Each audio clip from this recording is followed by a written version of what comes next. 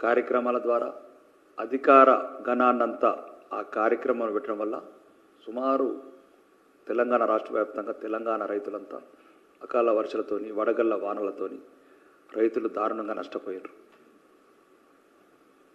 ముఖ్యంగా చివరి దశలో ఈ రోజు వరకు కూడా ఇంకా మొత్తం కొనుగోలు కాలేదు. రైతుల తరుగు 20 కిలోల వరకు క్వింటాలకు. రైతులు వాళ్ళ కన్నీళ్ళు వాళ్ళ కడగన్లు చెప్పుకోవడానికి ఈరోజు భారతీయ జనతా పార్టీ ఆఫీస్కు బారులు తీరారు. కాబట్టి ముఖ్యంగా ఈ రాష్ట్ర ప్రభుత్వాన్ని రైతులకు సంబంధించి ఏదైతే ఈరోజు వాళ్ళ తరుగు తీస్తున్నారో వాళ్ళకి ఏదైతే ఇంకా కొనుగోలు చేయని వాటి ఉన్నాయో ఇమ్మీడియట్లీ పరిపాలన మీద దృష్టి పెట్టి ఫైర్లను తగ్గించి ఈరోజు కూడా ముఖ్యమంత్రి మంత్రులంతా ఢిల్లీ వీధులలో ఉన్నారు. పరిపాలన అంతా రాష్ట్రంలో పడకేస్తే అదొకటే కాదు, ఇప్పుడు ఈ ప్రైవేటు విద్యా సంస్థలు చాలామంది తల్లిదండ్రులు కూడా మధ్యతరగతి తల్లిదండ్రులు ఈ కార్పొరేట్ విద్యా సంస్థలు లక్షలాది రూపాయలు దారుణంగా డొనేషన్ల పేరిట రకరకాల ఫీజుల పేరిట మధ్యతరగతి తల్లిదండ్రులని ఒక అప్పుల వైపు నెట్టేస్తున్న ఈ కార్పొరేట్ దుర్మార్గాలని అరికట్టాల్సిన అవసరం ఉన్నది. మరియు చాలామంది సామాన్యులు కూడా మాకు ఎక్కడ ఎవరు న్యాయం చేయట్లేదు, సామాన్యమైన సమస్యలు చిన్న పోలీస్ సమస్యలు కావచ్చు, అట్లాంటి రాష్ట్ర వ్యాప్తంగా ఈరోజు ప్రజలు అండ్ ఫోన్ కాల్స్ రావడం జరిగింది. ముఖ్యంగా దీనికి నిదర్శనం ఏంటంటే ఈ రేవంత్ రెడ్డి సర్కార్ సుమారు 18 నెలల నుంచి 45 సార్లు ఢిల్లీకి వెళ్ళటము, మంత్రులు వాళ్ళ సొంత ప్రాంతాలకే పరిమితం అవటము, ఎంతసేపు వాళ్ళ మధ్యన వాళ్ళు గొడవలు పెట్టుకోవడము, రాష్ట్ర పరిపాలనని మొత్తం గాలికి వదిలేశారు. ఈరోజు కూడా రాష్ట్ర ప్రభుత్వం కూడా ప్రధానంగా డిమాండ్ భారతీయ జనతా పార్టీ చేయడం ఏంటంటే ముందు దయచేసి మిమ్మల్ని ఎన్నుకున్న ప్రజల్ని గౌరవించండి. ఎవరైతే ఈరోజు రైతులు కావచ్చు, మహిళలు కావచ్చు, నిరుద్యోగులు కావచ్చు, యువత కావచ్చు ఒక నిస్రువలో ఉన్నారు. ఎందుకంటే రాష్ట్ర ప్రభుత్వం అనేదే ఒక చలనం లేకుండా అయిపోయింది. ఏదో మీద స్టేట్మెంట్లు, కొన్ని అవినీతి స్కీములు తప్ప ఎటువంటి కూడా ప్రజలకు మీరు ఇచ్చిన వాగ్దానాలు కూడా మర్చిపోయినారు. మొత్తానికి ఏదో కొత్త పేర్లు తీసుకుంటా కొత్త రకం మోసాలకు తెరలేపుతున్నారు. ముఖ్యంగా ఈరోజు రాష్ట్ర వ్యాప్తంగా వచ్చిన డిమాండ్లు ఏంటంటే విద్యార్థులకు జాబ్ క్యాలెండర్స్, మరి రైతులకు ఏదైతే మీరు తరుగు పేరు మీద సుమారు 20 కిలోలు తీశారో ఆ తరుగుకు నష్టపరిహారం మీరే ఇవ్వాలి. మరీ ఎక్కడన్నా మిగిలిపోయినా, మరీ ముఖ్యంగా రైతు బంధు, రైతులందరూ ఇంకా వర్షాకాలం వచ్చేసింది, నైరుతి ఋతుపవనాలు 10 రోజుల ముందు వచ్చిన తర్వాత కూడా రాష్ట్ర ప్రభుత్వంలో చలనం లేకపోవటం, రైతుల పట్ల ప్రేమ లేకపోవటం, రైతు భరోసా అంటే పేరు మార్చిండ్రు రైతు బంధుని, రైతు భరోసా ఇప్పటి వరకు రైతులకు రైతు భరోసా రిలీజ్ చేయలేదు. ముఖ్యంగా తెలంగాణ రాష్ట్ర వ్యాప్తంగా రైతులంతా ఒకటే డిమాండ్ చేస్తున్నారు, ఇమ్మీడియట్లీ రైతు భరోసా విడుదల చేస్తే మాకు ఏదైతే రైతు పెట్టుబడి సాయం కింద విత్తనాలు కావచ్చు, ఇంకా వేరే పంట పనులు కావచ్చు అన్ని చేసుకోవడానికి వీలవుతుందని చెప్పడం జరుగుతుంది. ముఖ్యంగా గౌరవనీయ ముఖ్యమంత్రి రేవంత్ రెడ్డికి మరియు సీనియర్ మంత్రులకు దయచేసి మీలో మొదలైన కుమ్ములాటలున్నా ప్రజలని ఇబ్బంది పెట్టకండి. మీకు ఏదైనా మంత్రి పదవుల గురించి కావచ్చు, లేకపోతే కాంట్రాక్టుల గురించి కావచ్చు, ఢిల్లీకి కట్టే కప్పాల గురించి కావచ్చు, మీరు ముందు ఆలోచనలు మానేసి తెలంగాణ ప్రజల కడగాళ్ళు, కష్టాలు, రైతులు, విద్యార్థులు అందరి పట్ల వాళ్ళ సమస్యల పట్ల దృష్టి పెట్టాలని కోరుకోవడం జరిగింది. మరి ముఖ్యంగా ఈరోజు ఒక బీజేపీ భరోసా అనేది రాష్ట్రానికి అవసరమని నిరూపితమైంది. అంటే రాష్ట్ర వ్యాప్తంగా 33 జిల్లాల నుంచి ఫోన్లు, విద్యార్థులు కావచ్చు, రైతులు కావచ్చు, మహిళలు కావచ్చు, మహిళా సంరక్షణ లేదు, చాలా చోట్ల అకతాయిలు వాళ్ళని ఏ రకంగా ఇబ్బంది పెడుతున్నారు, ఎన్నో సమస్యలు. కాబట్టి రాష్ట్ర ప్రభుత్వం మొత్తం అన్ని రంగాలలో విఫలమైనట్లు రాష్ట్ర ప్రజలను బట్టి వాళ్ళు చెప్పే సమస్యలను బట్టి తెలుస్తుంది. కాబట్టి ముఖ్యంగా ఇప్పుడున్న కాంగ్రెస్ ప్రభుత్వానికి బీజేపీ ప్రధాన డిమాండ్ ఏంటంటే వెంటనే పరిపాలన మీద దృష్టి పెట్టి ఈ అవినీతి పథకాలని పక్కన పెట్టి ఏదైతే తెలంగాణ ప్రజలకు ప్రమాణాలు చేసినారో 4,000 రూపాయల పెన్షన్ కావచ్చు, 2,500 మహిళలకు కావచ్చు, స్కూటీలు కావచ్చు, ఇంకా ఏదైతే నిరుద్యోగులకు 2,50,000 ఉద్యోగాలు, మిగతా రైతులకు ఇవ్వాల్సిన ఇంప్లిమెంట్స్ కావచ్చు, వీటితో పాటు 420 వాగ్దానాలు, ఇవన్నీ వెంటనే తొందరగా మీరు అటువైపు దృష్టి మరల్చి పరిపాలన మీద దృష్టి పెట్టి ఈ ఫైరేవులు తగ్గించి ప్రజలు అది కోరుకుంటున్నారు, వాళ్ళ సమస్యలు పరిష్కరించాలని.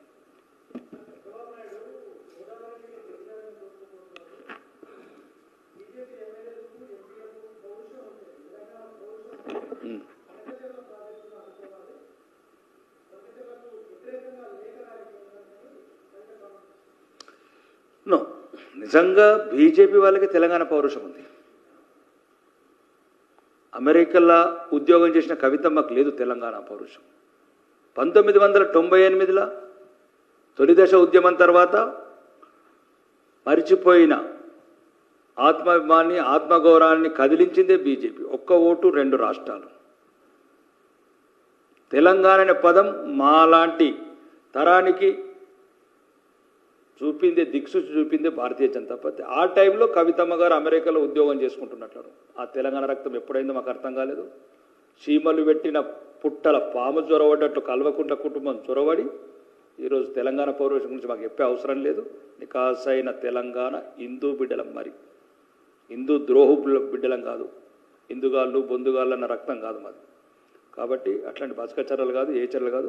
తెలంగాణకు ఏ అన్యాయం జరిగిన, నీటి మీద కావచ్చు, భూమి మీద కావచ్చు, నేల మీద కావచ్చు, ఎటువంటి అన్యాయం జరిగినా నిగ్గదీసి అగ్గి గీసేది భారతీయ జనతా పార్టీ. అట్లాంటి స్టేట్మెంట్ ఇచ్చే ముందు కొద్దిగా జాగ్రత్తగా ఇస్తే బాగుంటుంది. అర్హత కూడా చూసుకోవాలి, ఏం మాట్లాడుతున్నారు. భారతీయ జనతా పార్టీ రోజు 30 రాష్ట్రాలలో విశాల భారతంకి చెందింది. ఇది ఫ్యామిలీ పార్టీ కాదు, ఫామ్ హౌస్ పార్టీ కాదు. ఈ తెలంగాణ ప్రజల కాదు, భారతదేశంలో ఉన్న ప్రజలు కావచ్చు, ప్రపంచంలో ఉన్న హిందువులందరూ దేశం గురించి, సంస్కృతి గురించి, సాంప్రదాయం గురించి, సనాతన ధర్మం ఓడగట్టకుండా ఉండాలని ఈ దేశం గురించి పోరాడేదే భారతీయ జనతా పార్టీ.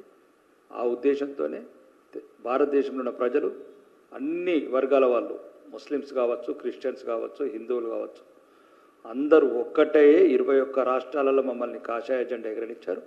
కాబట్టి ఈరోజు ఈ దేశంని అభివృద్ధి పథంలో తీసుకుపోతాము. ఇది వికసిత భారత్, ఒక దృఢమైన భారత్గా నిర్మిస్తున్నాం నరేంద్ర మోడీ గారి నాయకత్వంలో. ఇట్లాంటి చిట్టిపోటి మాటలకు ప్రశ్నించడం కూడా అవసరం లేదు.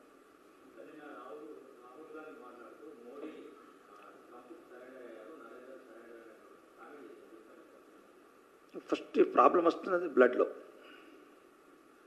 Blood problem. అది విదేశీ రక్తం, ఇది నికాసైన హిందూ బిడ్డ రక్తం, దేశాన్ని ప్రేమించే రక్తం, దేశాన్ని గురించి ప్రాణాలిచ్చే రక్తాల వైద్యం. అంటే ఈరోజు ఎదుటి దేశం వాడు ఏం మాట్లాడిండు, వాళ్ళ స్థాయికి దిగజారి మాట్లాడేది మేము ఆ విషయంలోకి వెళ్ళము. కానీ మన దేశస్తుడు కానోడు ఏ రకంగా మాట్లాడుతున్నాడు. ప్రాబ్లం అంతా ఇటలీ బ్లడ్, ఇండియా బ్లడ్ అయితే ఈ రకంగా మాట్లాడదు. అమెరికా చెప్తాను, ఇంగ్లాండ్ చెప్తాను, ఈయనే భారత్ కాదు. అబ్కా భారత్, భాజపా కా భారత్, అబ్కా భారత్, మోడీ కా భారత్. రెండోది ఏంటంటే రాహుల్ విన్నీ గారు కొద్దిగా మాట్లాడేటప్పుడు కూడా పదాలు తెచ్చుకోవాలి. ఎందుకంటే ఇక మీరు టో లీడర్ అయిపోయింది, ఇక 2-3 ఏళ్ళు అయితే మీరు కూడా సీనియర్ సిటిజన్గా అవుతారు. ఇక టీ షర్ట్లు కూడా మానేసి కొద్దిగా పెద్ద షర్ట్లు వేసుకోండి. ఏదో టీ షర్ట్లతో మోసం చేస్తామంటే కుదరదు కుటుంబము. కాబట్టి మీరు ఒక ప్రధాన ప్రతిపక్ష నాయకుడిగా మాకు గౌరవం ఉంది. కానీ మాట్లాడే ముందు మీరు కూడా ఆ ప్రధాన ప్రతిపక్ష నాయకుడు మాట్లాడాల్సిన మాటలే మాట్లాడండి. నరేంద్రుడు ఇట్లాంటి మాటలు పద్ధతి కాదు. ఎవరికి కూడా ప్రపంచంలో ఏ మోడీకి, ఏ ట్రంప్కు ఈనము, ఏ ట్రంప్కు ఈనము. మాకు దేశం ముఖ్యం, ధర్మం ముఖ్యం, దేశ అభివృద్ధి ముఖ్యం.